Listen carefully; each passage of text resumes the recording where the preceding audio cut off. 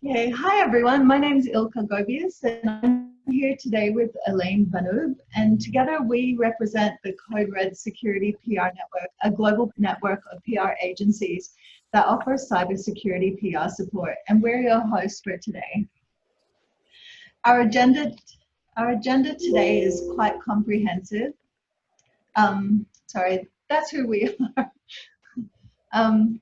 Our agenda today is quite comprehensive. We will aim to conduct the seminar within about 45 minutes, and you'll get an overview of the Australian and Southeast Asian markets, hear from journalists as to how they think cybersecurity is best communicated in the region, and then we will hear from a vendor, Claroty, on their perspectives on what works in PR for the region. And please send us your questions throughout the webinar. We will put them to the panel of speakers at the conclusion of the discussion. So I want to introduce you now to the Code Red Security PR Network, and Diane Canham is the founder of the network, so she's going to tell you a little bit about it. Code Red is a network of global cybersecurity PR and marketing professionals. It was set up 5 years ago with the idea of helping cybersecurity vendors who were both disruptive and expanding in the market to work with PR and marketing professionals who had a real depth and breadth of experience in their markets. The rationale behind the network was, in talking to vendors, it became apparent that most vendors prefer to work with boutique agencies that genuinely understand their given marketplace, of course in this case cybersecurity. However, many of the companies that we work with are disruptive cybersecurity companies that are looking to build a global presence, and they want and need to have representation in multiple countries, and they want to have local staff who understand the marketplace, that have the contacts, that speak the language and understand those culture.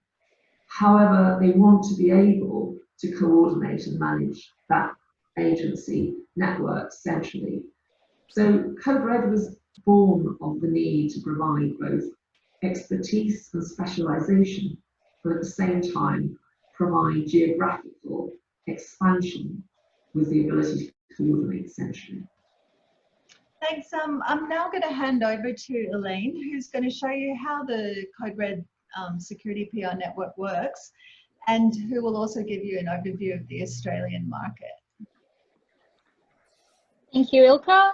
Good morning, good afternoon, and also a very good evening to everyone who's joining us on this call from different parts of the world. My name is Elaine Banoob, and I'm one of the Senior Account Directors and Co-Partners at Primary Communication, and also one of Code Red's agencies representing Australia and New Zealand. Now, I'm based in Sydney, Australia, also known as a country down under.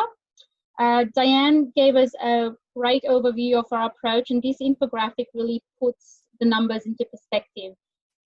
Usually finding PR practitioners that worldwide with that expertise in cybersecurity is often very challenging and time consuming, especially for those companies who's looking for that multi-country coordinated service with consistent messaging, and that can be translated and localized for different regions. The Code Red network over here represents 16 agencies covering 87 of those countries, and often those are relationships with about 1,500 journalists across 20 different languages.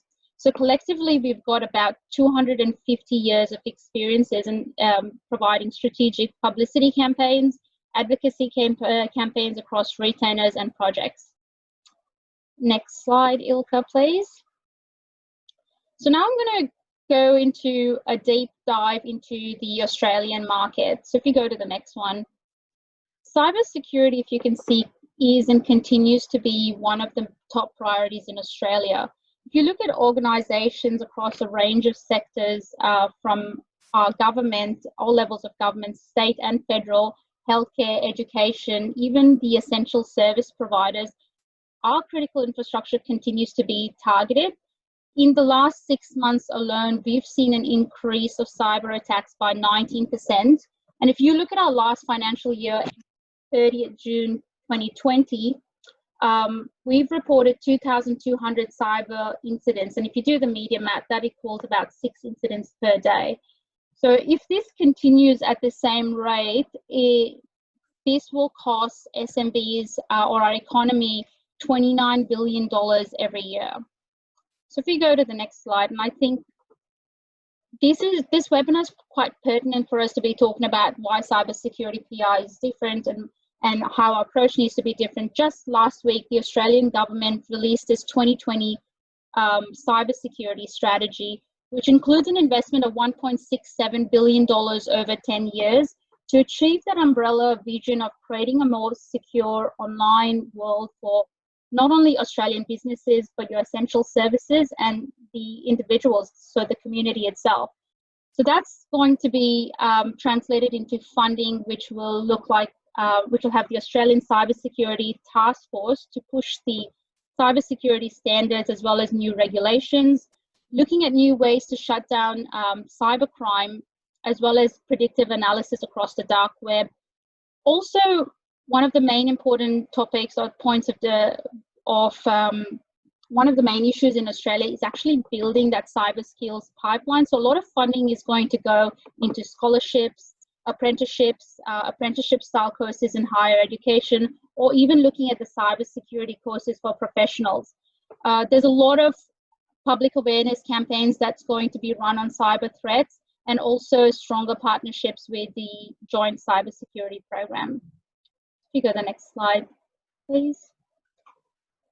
I guess over here we've looked at the new range of priorities with the whole cybersecurity strategy. It's now businesses are now changing their approach to this. So there's a growing local appetite for cybersecurity innovation, whether it is increasing our baseline for critical infrastructure, looking at education awareness campaigns, or even growing a skilled workforce. With the strategy in place, the Australian government is actually putting the pressure onto businesses now to take responsibility for enhancing their cybersecurity, similar to how they would take responsibility for the quality and the safety of their products. And I think this is where the opportunity is for cybersecurity companies to take advantage of the digital economy, to provide advice, practical tools, and even a joint investment into the skilled workforce. Next slide, please. So this is where our approach needs to be different. If you look at cybersecurity PR in Australia, it typically sits across 3 areas. 1 is government and policy, 2 is media relations, and 3 is that thought leadership, where you really have that ability to articulate technology requirements and standards and have that capability to contextualize them into stories. And I'll give you examples. Looking at speed of response in a crisis, and I'll give you 2 different types of examples. There is one company, a large delivery company in Australia, who confirmed a breach just last year publicly, where 4.9 million customers were affected. And the info that was stolen included fragmented financial information, their driver's license numbers. And while they did confirm their breach and the CEO detailed the responses that they'd taken, they only did this 4 weeks after the information was leaked. So there was significant backlash for them not responding sooner, despite that they responded with the detailed actions that they took place. On the flip side of it, the speed of response is also core in terms of being positioned as thought leaders when it comes to cybersecurity. And another example is when the media reported malicious state-based cyber attacks on governments, we responded on behalf of Claroty with a statement highlighting the need to place national focus on security of Australia's critical infrastructure. I guess that's just one opportunity and one way of looking at it. There's also exposure and education campaigns, and also looking at how we could educate the workforce to build smarter work practices, whether it is cybersecurity agenda programs or even building that skilled workforce. And that's me. Thank you, Ilka.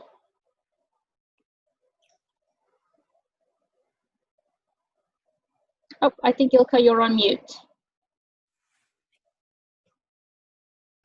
Thank you, sorry. I'll tell you, I'm Ilka, and I'm going to tell you a little bit about the Southeast Asian market and Singapore's role in it. Particularly, I'm the principal consultant for and managing director of Pinpoint PR Private Limited. And the reason that Singapore is so compelling for cybersecurity companies is its leadership position. So perhaps the fastest growing region in the world, Southeast Asia's internet economy soared to US 100 million in 2019, sorry, US 100 billion in 2019. Southeast Asia has a population of 575 million people, and 350 million of them are internet users, 390 million are active mobile users. So the region's digital economy is forecast to triple by 2025. But it's notable that internet users in Southeast Asia are young, digital savvy, and mobile first. In fact, almost 100 million of them are aged 15 to 19. Yet a key vulnerability in the region is the sheer number of small to medium-sized enterprises. That Ernst & Young estimates that 95% of businesses in the region are SMEs, and these are businesses that typically spend far less on IT budgets than do the huge multinational corporations that are the primary providers of digital services. So what that means is that cyber criminals can zero in on the lack of security at SMEs across Southeast Asia to infect numerous computers as a prelude to launching large-scale cyber attacks, such as gaining access to a hub's global connections through local intrusion. In 2016, Mandiant reported that 80% of hackers prefer attacking Asia-based organizations due to the relative ease of entry. And Sonic Wall reported that encrypted malware attacks increased by 275% in the region. Malware and ransom attacks, especially in the developing markets, are 1.5 times higher than the regional average, but Singapore and Hong Kong experienced 3 times the drive-by download attack volumes, and that's information from Microsoft. It's these cyber vulnerabilities that are propelling demand for cybersecurity in the region. And consequently, there is expected to be over $5 billion spent by 2025. Singapore currently leads the region for cybersecurity readiness, and market demand is expected to reach 889 million by 2022. The country's advanced technologies, infrastructure, networks, and a tech-savvy workforce, as well as the government's support for cybersecurity R&D and startups, makes it attractive for companies to start up in Singapore. According to the Deloitte Cyber Smart Index 2020, Singapore is now ranked first in the Asia Pacific in cybersecurity readiness and boasts the highest rate of penetration for ICT, or information communication technology, in the region, which underscores their position as a trusted and competent cybersecurity hub. Singapore is actually leading the ASEAN framework for cybersecurity regulation, but by contrast, Indonesia, the Philippines, and Vietnam have only recently started digitalization, and they lag in skilled capacity, organizational readiness, and national coordination. So that, in effect, cements Singapore's stewardship. But it's noteworthy, too, that Singapore hosts most of the data centers for the Southeast Asian region. And there are trends now to establish data centers to international standards in these fast-growing markets due to the sheer number of internet users. So Singapore particularly leads with innovation, like they try to foster cybersecurity innovation, and there's a development fund for it. Traditional players such as BAE Systems, Microsoft, Palo Alto Networks, and new breed cybersecurity companies, including Claroty and Zscaler, have established their regional headquarters here. They use a hub and spoke model to reach the region. But there's also a burgeoning cybersecurity startup industry here, which the government helps foster 105 unique startups through ICE 71, which is the region's first integrated cybersecurity startup incubation hub.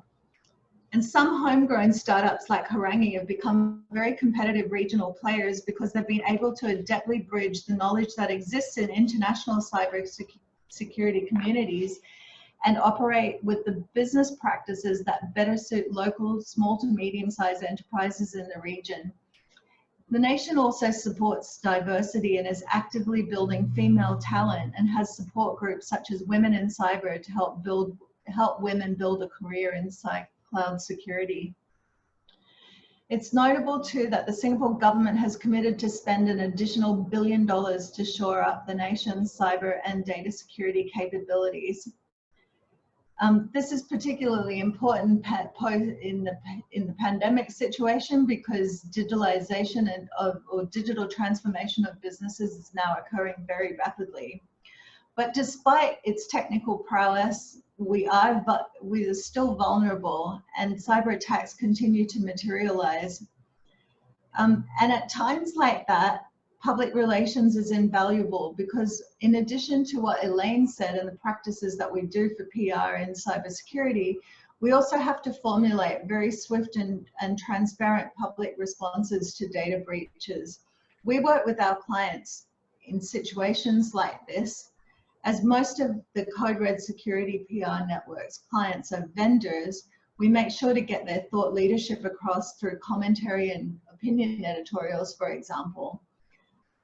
And so carefully crafted and comprehensive communication plans win back the public's trust and confidence, as well as preserve the company's reputation.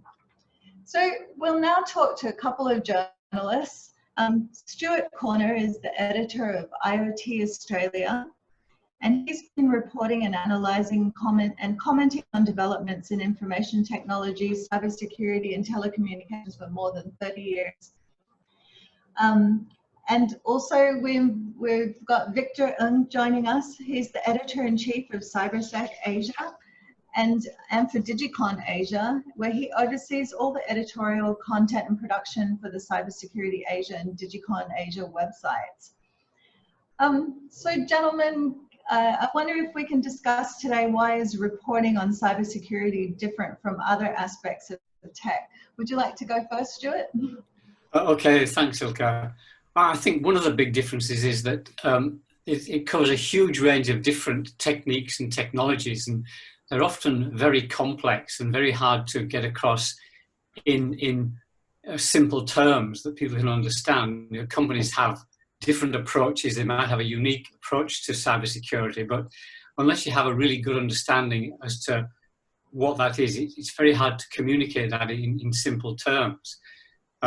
Understanding vulnerabilities and attack techniques requires a lot of in-depth knowledge, and it's hard to communicate that in accessible ways. What I see a lot of companies doing to generally promote themselves is they produce a lot of reports and studies as to various manifestations of cybersecurity breaches, vulnerabilities, attacks. And quite honestly, I've seen so many of these that my eyes tend to glaze over a bit when I read them. I mean, they are interesting, but there are so many of them, and you can really only do so much with them. And I think one of the places that they could do more is when they uncover a breach of something. You know, they have these research experts who uncover quite significant security vulnerabilities in technology, and they tend to produce fairly in-depth technical reports of those, but they don't really, I don't think they capitalize on using that discovery to really promote themselves and their expertise. I think more could be done in that direction. I could say a bit more, but maybe I'll hand over to Victor and then we'll come back and carry the discussion a bit further. Sure. So I guess that's my cue. Yeah, I agree with Stuart. Why cybersec reporting is different from other technology? Because it's not just about technology or cyberspace. It's also a combination, right? It combines technology and security. Now the favorite kind of books I read is sci-fi, science fiction, crime, suspense, mystery. Okay, but guess what? Cybersecurity encompasses all that, right? When I talk about technology, artificial intelligence and stuff like that, there's a lot of science fiction involved. When you talk about crime and suspense, when's the next data breach going to come? Who's going to do it? How is it going to be done? Who done it? It's, that's where cybersecurity reporting is very different for me, because it encompasses these areas that's so different. Think national defense. Think security for banks and casinos. Think the great bank heist movies. Think Ocean 11. That kind of stuff is all there in cybersecurity. So what kind of content do you think succeeds when reporting on cybersecurity? Victor? Well, unfortunately, I think there is this very mean or negative streak in all of humanity. We love the sensational, we love the crime reports. We love all these sensational stories about big data breaches, big security breaches. So if you ask me what kind of content, I'll say there are three kinds. First, the breaking news about cybersecurity breaches, and the closer to home, the better to the reader, right? In Singapore, for example, when the health system was breached, well, that was big news. It makes news for a few weeks, months even after that, right? That's what people want to know. They want to know what happened. They also want to know how it affects them, right? And of course, the second area then will be, what are the new threats that are coming up, and what can I do about them? So these are more like trend-related kinds of stories in cybersecurity. People want to know what's going to happen, what's been happening, what the trends are like, and how they can deal with them effectively, right? And third, which is one of the most difficult kind of content that I like to get my hands on, is how various kinds of organizations in the region are preventing or mitigating against cybersecurity threats, right? Now, like I say, the mean streak in us is such that, if you're talking about organizations that succeed, that's a great case study, it's a great success story for us to carry. If they fail, great, that's breaking news, right? So Stuart, I'm sure you have an opinion on what kind of content you think succeeds too, but maybe you could allude to the form of content that you like to receive. Like, do you prefer to do interviews, or would you rather receive commentary or opinion editorials? Like, how do you go about building a story? It depends really on what resources you can access, and I guess how much time you've got, because budgets are tight, so there's not often available to follow up a story in the depth that you'd always like to. Sometimes it's just a matter of trying to report what's available and maybe add a bit of comment, go and find some other information and add a bit of value, unless you've sort of resourced to go and do in-depth interviews and really build a story. It's often budgetary constraints. But I think companies could do more to again to leverage on the things they're putting out. For example, there was a case just today, and it was reported a couple of days ago. Checkpoint Security, they put a blog post up saying they'd uncovered, I think, 400 vulnerabilities in the Snapdragon processors that power billions of smartphones. Now that was in a blog post, and that is absolutely of huge significance. So they've already notified Qualcomm and the vendors, but this is potentially enormous. And I just looked to see who'd reported it, and I found a few reports of obscure sites that I hadn't heard of. The only a really significant report I could find was in Forbes. And I thought, well, you've got something here that's really big. It affects half the smartphones in the world. Why don't you make somebody available to comment on it, answer questions? What does it really mean?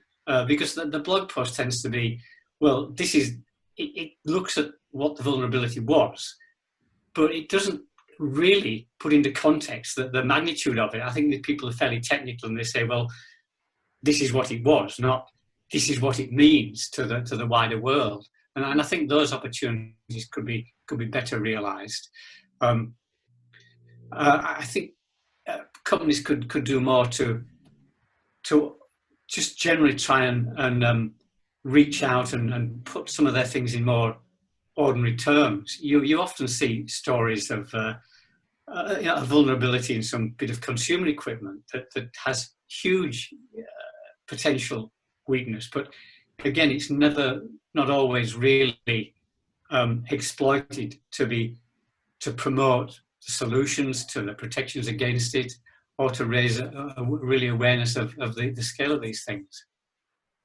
So your preference would be for PR professionals working for cybersecurity companies to publish information in more layman's terms, but also to to make available people for interview, and to give content in a form that you can better use. I think making people available for interviews is always very good. Sometimes it can be quite hard to get those set up. Certainly making it accessible, and not necessarily layman's terms, but try and, again, some of it is very, very specialised. You really need to understand the intricacies of operating systems and goodness knows what else to really understand what this is all about.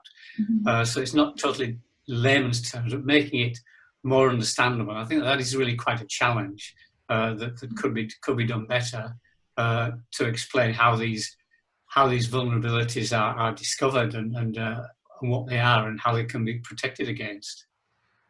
In your experience, Victor, in Asia, the PR companies that you've worked with in cybersecurity, what suggestions would you have for them?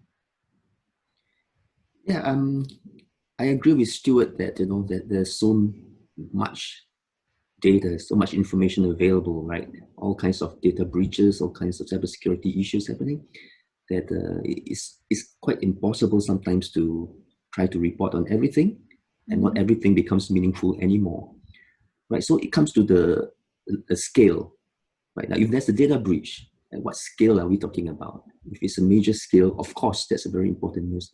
And it's not just talking about a big data breach. For example, it's like reporting on a major bank heist. So no point if you don't have suggestions from professionals in the industry as to who's responsible for it, what the police is doing about it, what the authorities are doing about it, what the bank or the organization that's been attacked, what are they doing about it, and what are the further developments from there. As both Elaine and Ilka has mentioned earlier in their presentations, the consequences of a cyber attack can be very, very damaging, right? And it's all a matter of trust, right? And when the trust issue is involved, but on the other side of the story, you have these elements such as cyber criminal organizations, the entire underground economy working against you, people using the dark web. There's a very famous Chinese saying that says that when you are in the light and your enemies are in the dark, they're at a great extreme disadvantage, right? And that's the situation cybersecurity professionals are working in. You're working in the light, but our enemies are in the dark web, that is.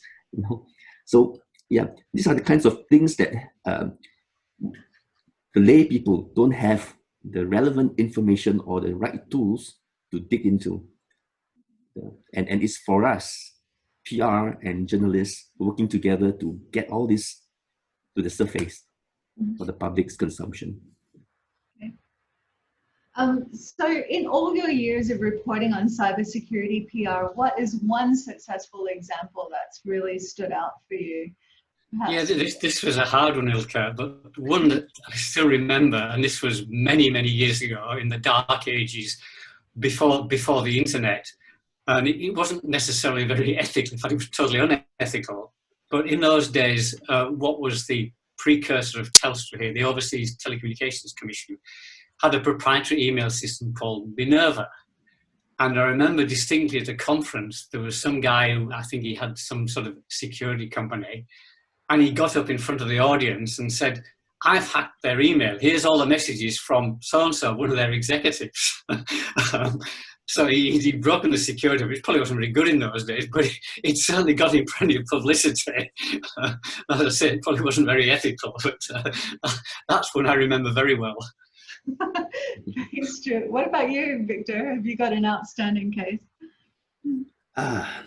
Well, like Stuart, I've been doing this for more than 30 years, so too many stories to tell, and I can't remember exactly which ones stand out best. So, looking at the more recent cybersecurity reporting work that I've done, and what comes to mind immediately when you ask, I'll say there are two companies that have been doing quite a bit, which I like. I mean, personally, right? One is Kaspersky, the other is Checkpoint. I mean, these are two very large organizations, well known in their various fields of cybersecurity, but the fact is that they are always updating me or updating the journalists what's happening, any data breach, and it always comes with quotes from professionals, quotes from the organizations, quotes from analysts, researchers. So it's not like, okay, now there's a breach, now I can start contacting a few people, right?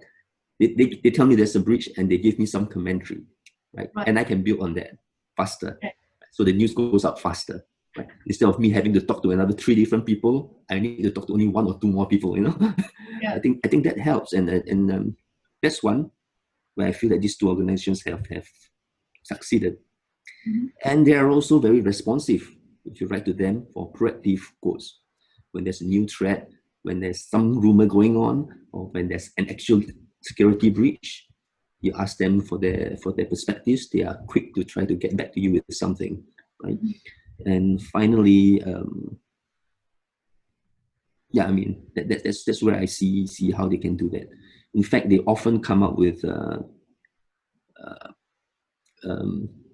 what do you call that? Preemptive stuff, like, you know, this may happen. These are the kind of threats. These are the trends that's happening. So this is what organizations and individuals should be doing to prevent it from happening to them. You know, I think that is useful, because we don't want to be just, although we are journalists, we want to report the facts, but at the same time, we want to be of use to the community at large and say how they could help themselves prevent such things from damaging trust and reputation and things like that too much. Well, thanks very much for everything that you've shared. I'm sure there's some questions from the participants, and we'll get to those at the end of the presentation. We're going to move on now to the customer case study that we have. But I'd just like to introduce how Code Red Security PR Network started working with Claroty. So Diane's going to tell us that, and then we're going to have a word from Jennifer Leggio, the Chief Marketing Officer for Claroty as well. And then Elaine's going to talk to Kelly. Well, as with many of this partnership, it started with a conversation at RSA. Claroty had some very ambitious goals and saw the marketplace for OT security to be a global one. They had limited resources in terms of, they had marketing staff in their US office, but none in the territory. And they wanted to be able to work with a network of specialists who could be very proactive and operate independently without needing hand-holding. Another key factor in our selection was the fact that we were able to offer a very different business model, one of payment for results, which meant that Claroty could see that we were sharing the risk and reward with them, and that would drive us to be highly proactive in terms of setting goals, but then making sure that we develop strategies and create campaigns that would enable us to gain the coverage and the exposure that we were looking for. Hi, I'm Jennifer Leggio, Chief Marketing Officer of Claroty. I've been working with Code Red for just under 8 months now, and I can say that it's been a tremendously enlightening and impressive experience. I've been in the cybersecurity industry for about 2 years running marketing or communications teams. And while I knew of Code Red's stellar reputation for years, this is the first time, for whatever reason, I had the chance to work with them. I was very excited when I joined that they were already the agency of record for many countries outside of the United States. the way that they run the network of agencies is bar none compared to a larger agency that tries to say that they have a foot on the ground in the areas where you need to drive air cover and pipeline for your sales teams. I'm very grateful to them for everything that they've done for us so far, especially that expertise that they have in cybersecurity. It's a much different animal than anything else that you market or that you do PR around. There are black holes around disclosure. You have to be really careful not to scare your buyers, scare the industry. And while some companies do that, I don't like that. I don't approve of that. You also have to have an agency partner that doesn't allow you to fall into those pitfalls.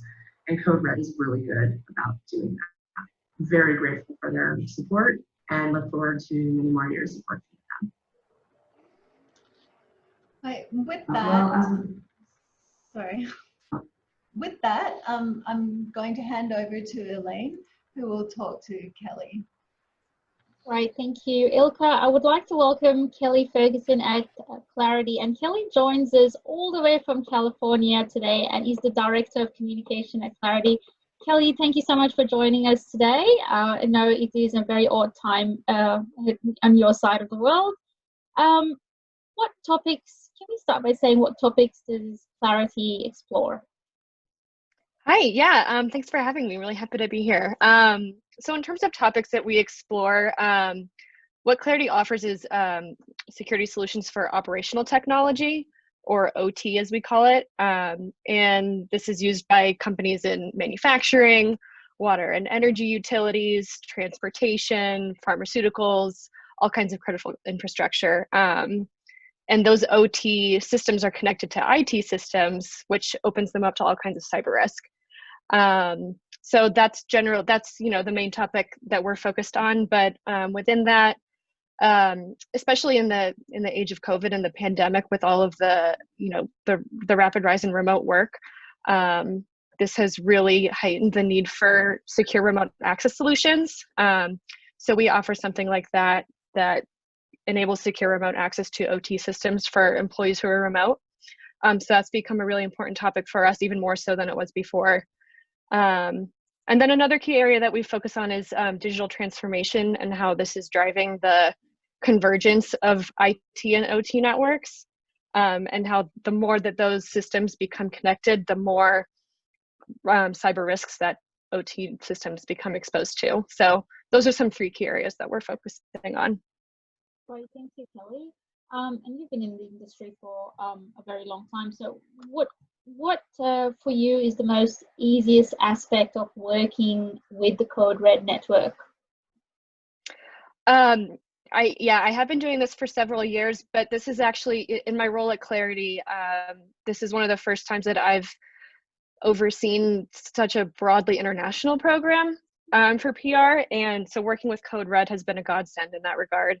I feel like I get the best of both worlds in terms of having a really big, globally dispersed team, but it doesn't feel like I'm managing 6 different agencies across 6 different countries. It all feels very cohesive. So having it all be, centrally managed while also having access to each individual team as I need to, that's been really beneficial to me. And then, like it's been mentioned before, having the really localized expertise is really valuable. I could send a pitch to an Australian journalist from the US, but I don't have the intimate knowledge of the media landscape and what topics are most important in those regions, and the relationships with the reporters in those regions that is really key to success there. So those are some of the really big things that have been great for me. Fabulous. And is there anything that you would say what makes cybersecurity PR different from the aspects of PR that you've previously undertaken? So for my whole career, I've been focused on enterprise tech PR, and then I ended up developing kind of a special focus on cybersecurity. And to me, the whole concept of threat research and threat intelligence is really what sets it apart from other areas. There's no real equivalent in other areas of enterprise tech. And I also think, having this, working with companies that have those kinds of capabilities, makes it a really important and compelling area to focus on.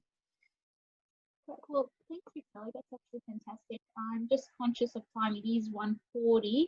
So I'm going to throw the questions to the panel now and see if there's any questions. I know that there is one question that came up. What threat trends or focus areas are you hearing about or have emerged in the past 6 months?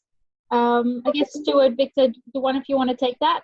Maybe talk from an Australia as well as Singapore perspective? Sure. Well, certainly the amount of attacks on the Internet of Things has become a huge issue as these things have proliferated. And obviously these things are now very widely used in industry and commerce for managing, controlling, monitoring critical infrastructure. And there are some good security products out there to protect those, but I think people are still in a bit of catch-up mode. A bigger problem is all the consumer stuff out there, which has very weak security. It's often sold with default passwords that nobody even knows how to change.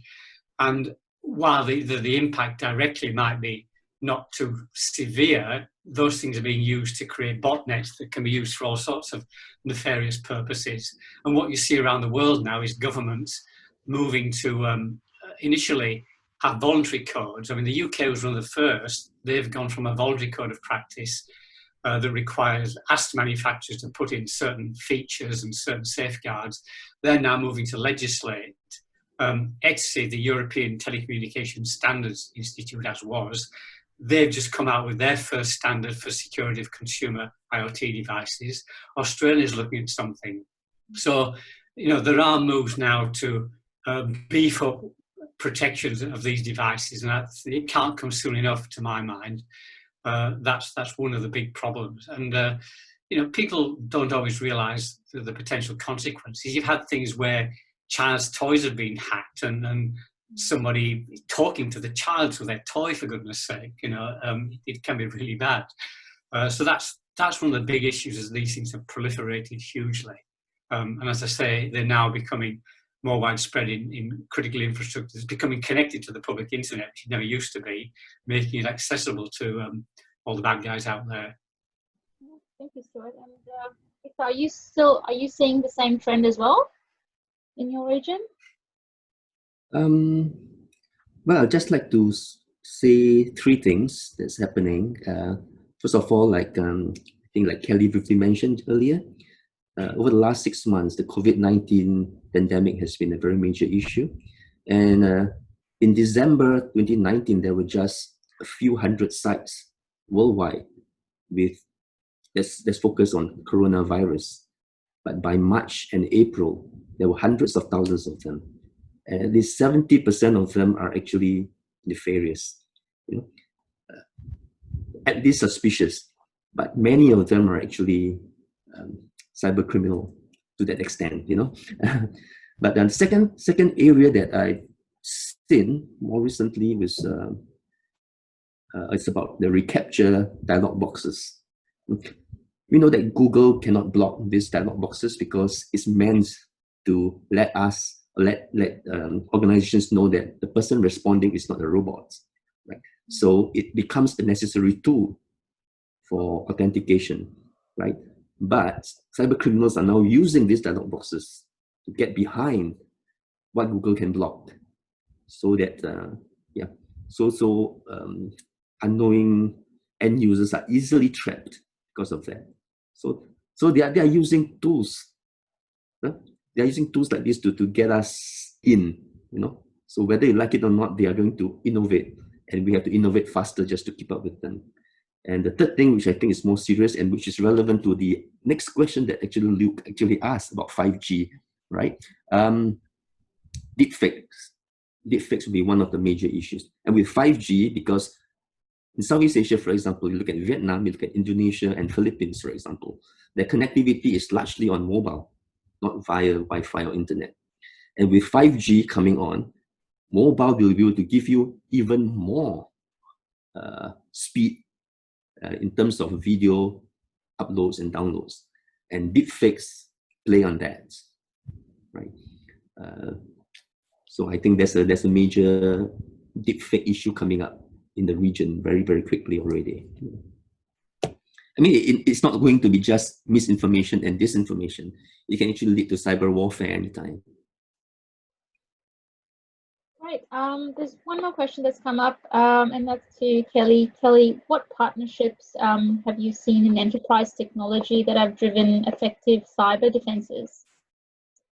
That's a very good question. I'm having a hard time coming up with some off the top of my head, but I will say just this week we announced our own partnership with Checkpoint. So that's a good example. In general, I do, and this is something that we try to emphasize, when we're talking about our solutions as well, is being able to integrate with all kinds of other technology partners is really the key to our success, because these days nobody really wants siloed solutions in their whole tech stack. So having multiple integrations across many technology partners is a really huge competitive advantage for us, and I would say the same for any cybersecurity company in the industry. Right, thank you very much. I think that is a wrap. We are at 1:46. I want to thank all the panelists for joining us today, and thank everyone for attending this webinar, and I hope you found it useful. We will send a recording as well, and if you have any further questions, please feel free to email us as well. Thank you very much, everyone. Thank you. Thanks, Elaine. Thanks, Victor. Thank you. Thank you. And Stuart. Bye, everybody. Bye.